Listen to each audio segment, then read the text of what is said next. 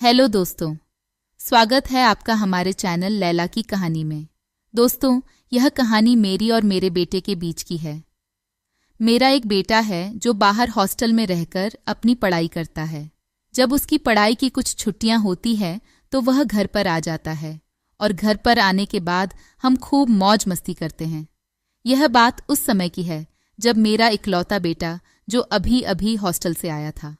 मेरे बेटे का हॉस्टल से निकलना या बाहर कहीं आना जाना नहीं रहता है। वह वहीं पर रहकर अपनी पढ़ाई करते हैं और उन्हें बाहर नहीं घूमने फिरने दिया जाता, इसलिए वह वहां रहकर बोर हो जाता है। जब वह घर पर आया तो उसने हमें बताया कि मैं बहुत बोर हो गया हूं, चलो हम कहीं घूमने चलते हैं। तो मैंने और मेरे बेटे ने बाहर कहीं घूमने का प्लान बनाया। हम दोनों ने प्लान बनाया कि हम नैनीताल घूमने के लिए जाएंगे। बाहर घूमने की खुशी में हमने उसी दिन अपनी पैकिंग वगैरह कर ली और हम अगले दिन ही नैनीताल के लिए निकल गए। जब नैनीताल गए तो वहां पर हमने होटल में एक कमरा किराए पर ले लिया, लेकिन मुझे नहीं पता था मेरा बेटा मुझे पत्नी की तरह रखने वाला है। आगे तो आप समझ ही सकते हैं, तो चलिए इस कहानी को शुरू करते हैं। मेरा नाम साधना है। मेरी शादी बहुत ही पैसे वाले घर में हुई है। मेरे पति एक बहुत ही बड़े बिजनेसमैन हैं। वह अपने बिजनेस के सिलसिले में हमेशा फॉरेन में रहते हैं। शादी के 1 साल बाद ही मुझे एक बेटा हुआ। जब बेटा हुआ उस समय भी मेरे पति मेरे साथ नहीं थे। मुझे इस बात का बड़ा दुख था, क्योंकि यह पल एक औरत की जिंदगी का सबसे अहम पल होता है। वह मेरी बिल्कुल भी केयर नहीं करते थे। भाई मेरे पास बहुत ही कम रहते थे। ज्यादातर वह अपने काम के सिलसिले में ही फॉरेन में ही रहते थे। मैंने अपनी बेटे की परवरिश खुद अकेले ही की।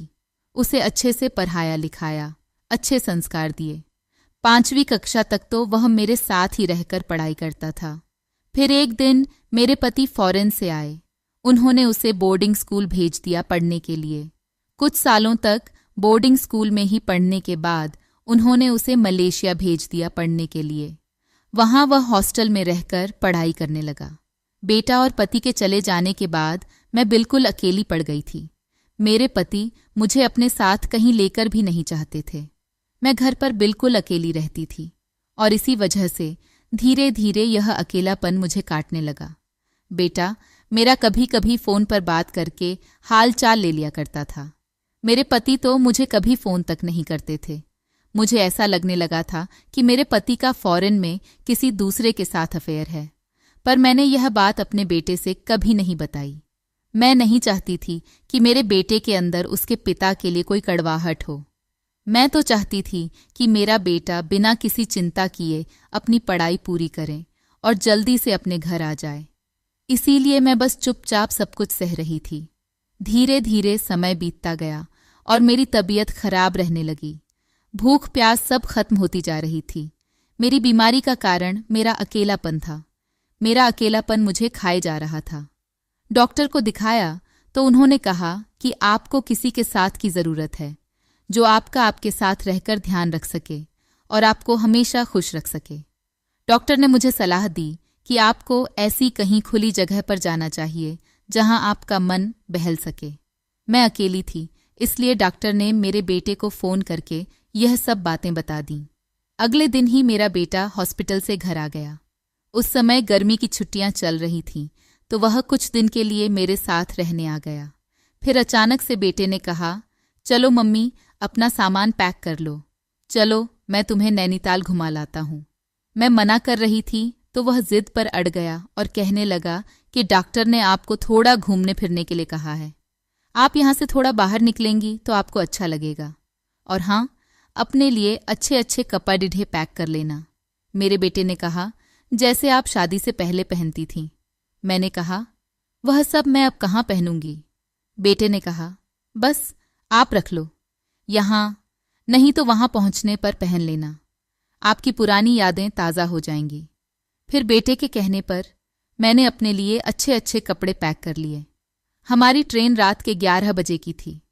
अगले दिन हम नैनीताल स्टेशन पर पहुंच जाते हैं। स्टेशन पहुंचते ही वहीं पास में ही एक होटल में रहने के लिए कमरा लिया। हमने अपना सारा सामान गाड़ी से उतरकर कमरे में पहुंचा दिया और फिर मैं और मेरा बेटा दोनों फ्रेश हुए। मैंने साड़ी पहन रखी थी तो मेरे बेटे ने कहा, ये क्या मम्मी, आप साड़ी की जगह जो दूसरी वाली ड्रेस लाई है उनमें से कोई पहन लो। मैं आपको वैसे ही देखना चाहता हूं कि आप कैसी लगती हैं। फिर जब मेरे बेटे कहाँ पर मैंने दूसरी ड्रेस पहन ली तो मेरा बेटा मुझे देखते ही कहने लगा, मम्मी आप कितनी अच्छी लग रही हैं। दोस्तों, मेरा बेटा बस मुझे खुश करने की कोशिश कर रहा था। फिर बेटे ने मुझे नैनीताल की सैर कराई। हम दोनों खूब घूमे फिरे। उसके बाद मैं थक गई। मैंने बेटे से कहा, चलो अब होटल वापस चलते हैं। मैं थक गई तो बेटे ने कहा, ठीक है। होटल पहुंचते पहुंचते रात हो गई। रात का खाना हमने वहीं मंगाकर खा लिया था। फिर मेरा बेटा मुझसे बातें करने लगा। मैंने उससे कहा, चलो सो जाओ, पर वह कहने लगा, नहीं आज मैं पूरी रात आपसे बातें करूंगा। डॉक्टर ने कहा है कि मैं आपको अकेला न छोड़ूं, आपको खुश रखूं। फिर बेटा मेरा कहता है, मम्मी आप इस ड्रेस में एकदम मॉडल जैसी दिखती हूं, अब आप ऐसी ही ड्रेस पहना करो। वैसे भी पापा कहाँ आपके साथ रहते हैं, उन्हें तो आपकी बिल्कुल भी परवाह नहीं है। फिर बेटा पूछता है, मम्मी आप शादी से पहले किसी और को पसंद करती थीं? तो मैंने हंसकर कहा, कहाँ, तुम भी यह बातें लेकर बैठ गए हो। बेटे ने हंसकर कहा, बताइए ना मम्मी प्लीज। तो मैं भी अपने बेटे को सारी बातें बताने लगी। मैंने कहा, हाँ शादी से पहले मेरा एक दोस्त था। फिर बेटे ने पूछा, सिर्फ दोस्त था या कुछ और? मैंने कहा, हाँ दोस्त से भी बढ़कर था, लेकिन मेरी शादी उससे नहीं हो पाई और तुम्हारे पापा से हो गई।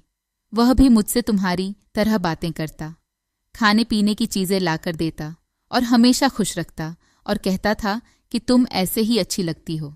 फिर मैंने कहा, खैर यह सब छोड़ो, सब पुरानी बातें हैं। फिर बेटा कहने लगा, आज से आपका अच्छा वाला दोस्त, आप मुझसे हर बात शेयर कर सकती हैं। मेरी अब खुशी का ठिकाना नहीं रहा। मैं खुशी के मारे अपने बेटे के सामने सर रखकर रोने लगी। तब बेटे ने चुप कराते हुए कहा, मम्मी आप रो मत, डॉक्टर ने आपको खुश रहने के लिए कहा है और यही करने के लिए मैं आपको यहाँ लाया हूँ। सच में दोस्तों, उस रात मेरे बेटे ने मुझे इतना ज्यादा खुश कर दिया था कि जितना इतने सालों में मुझे मेरे पति से कोई खुशी नहीं मिली थी। हमने अपने दिल की बात एक दूसरे से शेयर की। अब मेरी तबीयत बिल्कुल ठीक हो गई थी। मैं बिल्कुल फिट और फाइन हो गई थी। अगले दिन हम होटल के स्विमिंग पूल में गए। सच में मैं उस दिन बहुत खुश थी। मेरे बेटे ने मुझे खुश रखने में मेरा पूरा साथ दिया। फिर मैंने बेटे से पूछा, क्या तुम्हारी कोई गर्लफ्रेंड है? बेटे ने कहा, हाँ है तो, पर आपके जैसे अपनापन वाला एहसास किसी के साथ नहीं है। मेरे बेटे ने मुझे अपने और अपने दोस्त की सारी बातें बताईं। फिर बेटा कहने लगा, अब हम साल में एक बार किसी अच्छी जगह पर घूमने जाएंगे।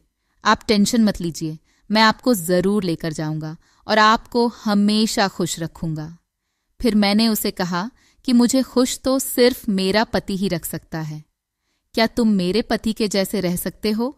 उसके बाद तो आप समझ ही सकते हैं। मेरे बेटे ने भी मुझे किसी चीज के लिए मना नहीं किया। तो दोस्तों, यह कहानी कैसी लगी कमेंट करके जरूर बताएं। वीडियो अच्छी लगी तो लाइक करके चैनल को सब्सक्राइब करें। मिलते हैं अगली वीडियो में, तब तक के लिए love you and take care.